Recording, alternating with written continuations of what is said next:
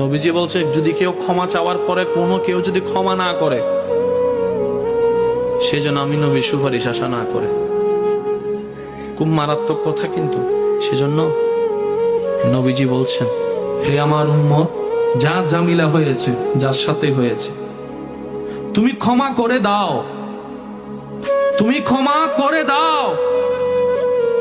সে ক্ষমা চাক না চাক তুমি মাফ করে দাও। তুমি যদি মাফ করলে তোমার ইজ্জতের কমতি হয়, আমি মুস্তাফা থেকে হাসরের ময়দানে তোমার ইজ্জত বুঝে নিও। বিশ্বাস করেন, প্রতিশোধের যতটুকু শান্তি, তার চাইতে বড় শান্তি হচ্ছে মাফ করে দেওয়া। আমাকেও বলার দরকার নাই, কাউকে শোনানোর দরকার নাই। আপনার জীবনের সবচেয়ে বড় শত্রু যে ইনডোর হোক, আউটডোর হোক, ঘরের হোক, বাহির হোক, যার সাথে আপনার বনেও না, যার সাথে চেহারা দেখতে ইচ্ছে করে না, এরকম কেউ থাকলে শুধু মনে মনে আমার দিকে তাকাই হলো কথাটা রাখার জন্য, শুধু মনে মনে বলেন, যা তোর মাফ করে দিলাম। দেখবেন আপনার মনে এটা কেমন যেন একটা শান্তি লাগা শুরু করবে।